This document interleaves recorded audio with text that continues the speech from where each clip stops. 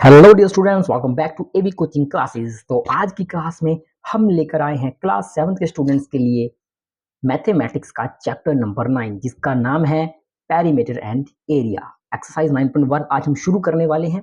तो कॉपी उठा लीजिए, पेन उठा लीजिए और साथ साथ लिखने बैठ जाइए। इधर उधर ध्यान देना बंद कीजिए, फोकस कीजिए टोटली ऑन क्लास के ऊपर। तो चलिए शुरू करते हैं। So what is parameter and area. सबसे पहले कुछ बेसिक टर्म्स हैं जिनको जानना बहुत ही जरूरी है ना, क्योंकि बेस ही आपको क्लियर नहीं होगा तो आप क्वेश्चन कैसे सोल्व करेंगे। तो चलिए पहले जानते हैं पेरीमीटर होती क्या है और एरिया क्या होता है। तो पेरीमीटर क्या होती है, जिसको हम हिंदी में परिधि बोलते हैं। अगर आप हिंदी मीडियम से हैं तो मैं बता दूं कि पेरीमीटर मतलब परिधि। फॉर एग्जाम्पल के लिए, जैसे हमारे पास फॉर एग्जाम्पल मेरे पास ये कैप है, ठीक है।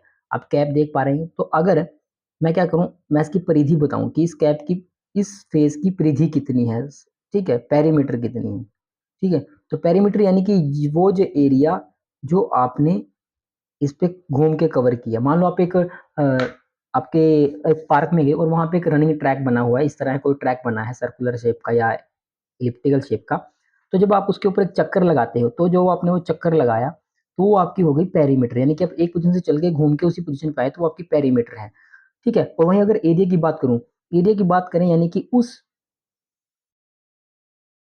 सर्कल के अंदर या उस इलिप्टिकल शेप के अंदर कितना एरिया कवर है, कितनी जगह उसने ऑक्यूपाई कर रखी है, तो उसको बोलते हैं, उसका क्या बोलेंगे, उसका एरिया बोलेंगे, ठीक है। फॉर एग्जाम्पल मेरे पास ये रबड़ है, ठीक है। अब मैं रबड़ को यहाँ रख देता हूँ तो इस रबड़ ने ये एरिया कवर कर लिया। अब इस एरिया के अंदर वो कुछ फिट नहीं हो सकता है ना। अगर मैं रखूँ तो इसके ऊपर रख सकता हूँ, लेकिन इसी जगह के अंदर नहीं रख सकता क्योंकि इसने वो जगह कवर कर ली, तो इसको एरिया बोलते हैं। वहीं पर अगर मैं कहूँ कि आपने इसके अराउंड एक चक्कर लगाया तो वो आपकी क्या हो गई, पेरीमीटर होगी। तो ये डिफरेंस होता है पेरीमीटर और एरिया के अंदर। तो पेरीमीटर क्या है, perimeter is a distance around a close figure while area is the part of plane or region occupied by the closed figure। यानी कि क्लोज फिगर ने कितना एरिया कवर किया उसको आप एरिया बोलते हैं। जितना फिगर उसने रीजन ऑक्यूपाई किया उसको एरिया बोलेंगे, और जो डिस्टेंस होगा उसके अराउंड उसको आप पेरीमीटर बोलते हैं, ठीक है। फिर आगे आ जाता है आपका पॉलीगन। पॉलीगन क्या होता है, polygon, a polygon having equal side is called regular polygon, ठीक है। पॉलीगन, रेगुलर पॉलीगन क्या होता है, ये ऐसी कोई शेप, ठीक है, जिसकी सभी साइडें क्या हो, इक्वल हो, उसको हम पॉलीगन बोलते हैं या रेगुलर पॉलीगन बोलते हैं।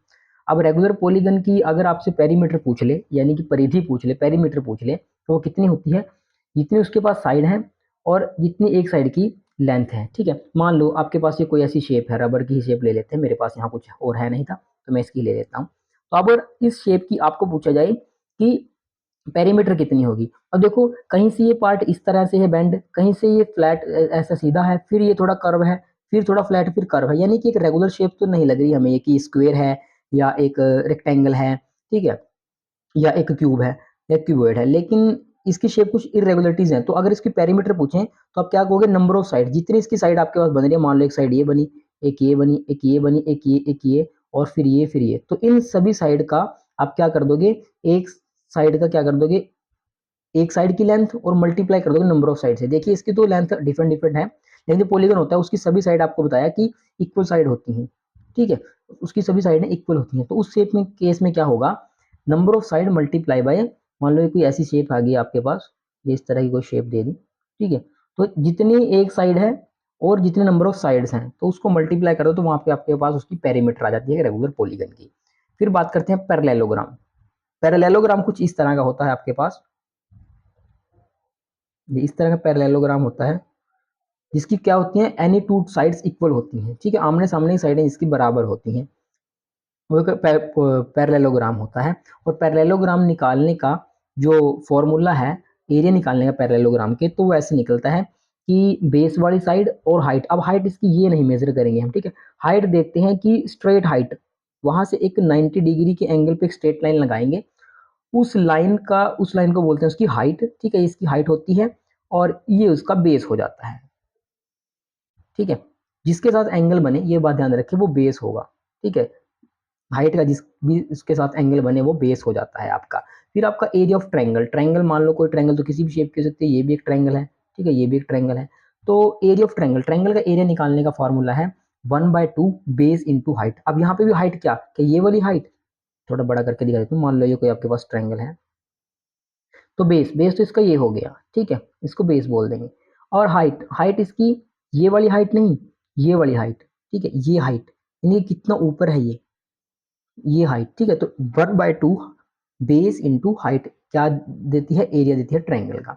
फिर आगे बात करते हैं सर्कल की। तो सर्कल में भी हम तो सर्कल की पेरीमीटर निकालते हैं, ठीक है, या सरकमफेरेंस बोल देते हैं सर्कल की। उसके बाद एक रह गया आपके पास perimeter of equilateral triangle. Equilateral triangle में क्या होगा, इक्विलेटरल में यानी कि उसकी तीनों साइड आपकी बराबर होती है, जैसे केस मैंने अभी दिखाया। तो आप उसकी इक्विलेटरल ट्रायंगल की जो पेरीमीटर है वो निकाल सकते हो 3 मल्टीप्लाई बाय साइड, 3 साइड होती हैं, तो 3 साइडों को जो वैल्यू है उसको मल्टीप्लाई करो तो आपके पास पेरीमीटर आ जाती है इसकी इक्विलेटरल ट्रायंगल की। फिर बात करते हैं सर्कल की। देखो सर्कल कुछ ऐसी शेप का होता है ना सर्कल।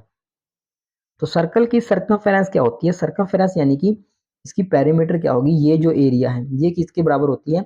अब देखो यहां से सेंटर से लेके यहां तक ये होती है रेडियस, ठीक है, इतनी होती है रेडियस, और ये कितनी होगी, ये होगी आपके पास